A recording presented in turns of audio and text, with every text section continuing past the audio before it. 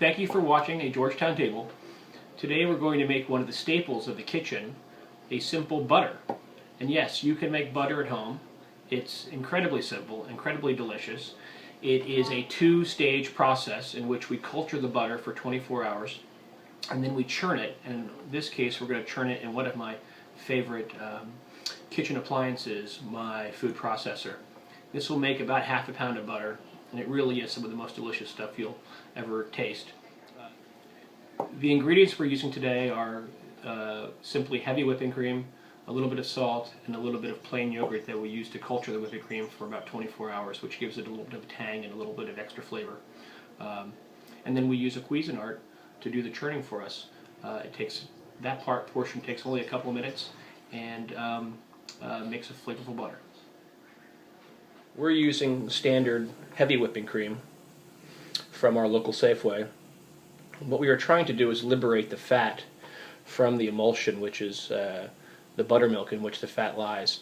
And so the more fat we have in the whipping cream, the higher yield of butter we'll actually get. So we're using heavy whipping cream because it happens to have more fat in it than regular cream or regular standard whipping cream.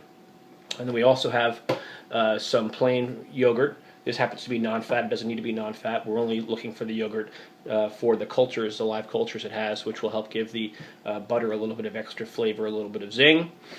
And then we have a bowl. And what we're going to do is just mix these three together, about 2 teaspoons of the yogurt, the whole pint of whipping cream, and let that sit overnight to culture.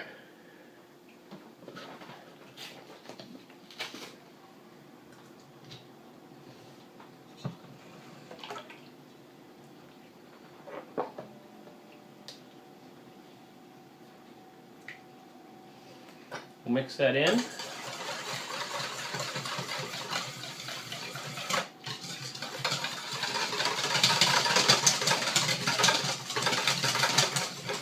And we will simply let that sit aside with a tea towel over it from between 12 to 24 hours, and then we'll move on to the next step. Well, we're back. It's about 24 hours later. This is our cream, our heavy whipping cream, that we mixed with a couple of teaspoons of yogurt. Doesn't matter, low-fat, non-fat yogurt. This happened to be low-fat plain yogurt. And let it culture at room temperature for about 12 hours. And then we popped it back in the fridge for another, in this case, 12 hours, just to bring the temperature back down again. And you can see it's thickened up a little bit. And the culturing process not only thickens it, but it also gives it a little tang, a little more flavor. And we're going to even enhance the flavor more with some salt when we do our churning. And now we are whipping out our trusty, almost always present, 14-cup Cuisinart, which is going to act as our churner. The way the Cuisinart works is it has a sleeve up which liquid could actually go in if we put too much liquid in. So using this pint of cream tends to work out perfectly. We won't overfill the Cuisinart, and we'll get a nice amount of butter. So we simply put all that liquid into the device, put the top on, and let it go.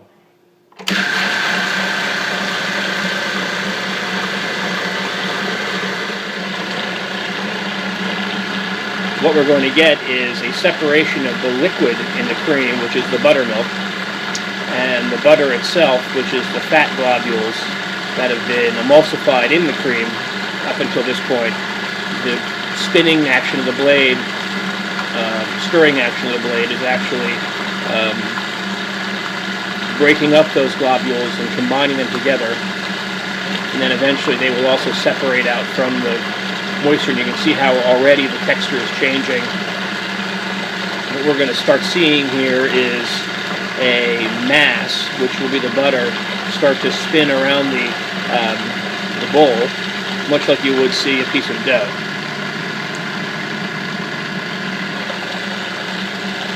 The whole process takes only a couple of minutes.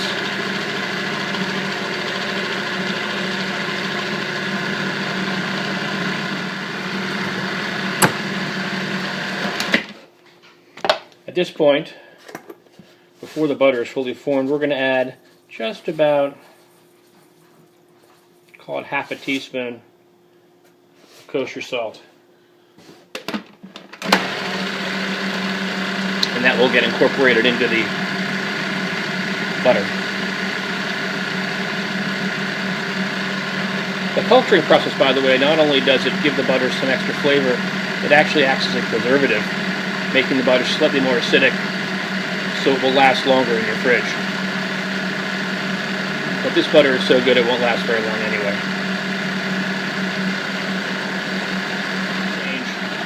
Starting to get a little more crumbly. You know you're getting closer to the point of butter at this point.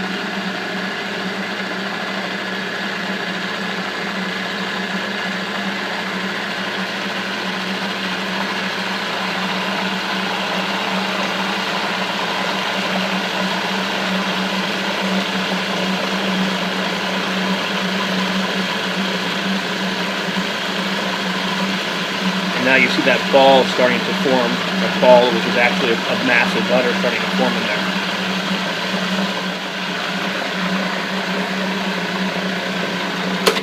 Let's stop it and check and see how we look here.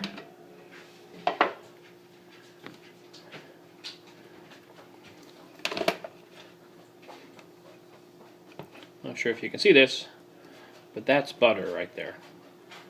And what's separated from it, the liquid on the bottom, is buttermilk. So we're going to pour out the buttermilk. A lot of people save the buttermilk for baking. We don't have a use for it right now. It does go bad pretty quickly. So we are going to, and it doesn't make it. It also keeps the butter from staying fresh very long. So we're going to discard it, and then we're going to start rinsing our butter with fresh water to get the rest of the buttermilk out.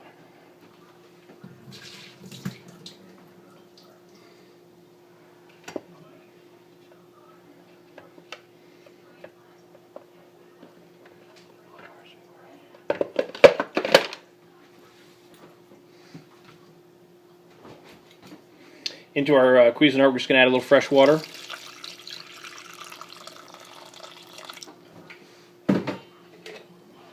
This step is known as rinsing the butter.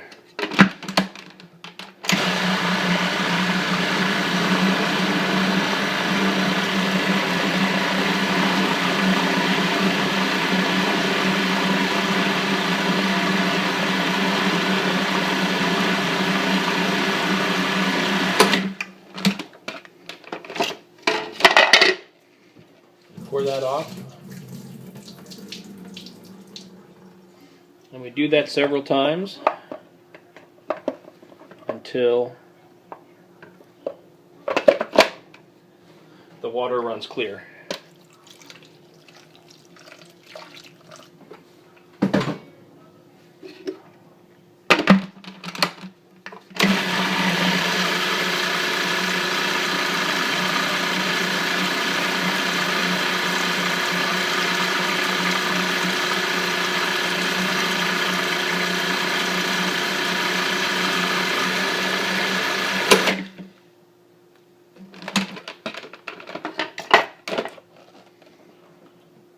Getting pretty clear. I think one more rinse and we're done.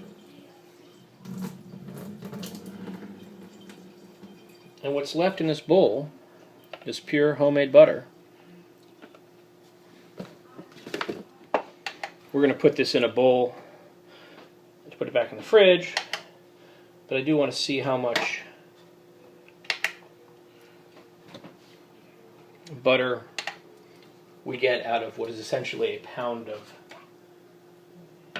cream, because as you know, in liquid measurements, a pint is a pound the world around.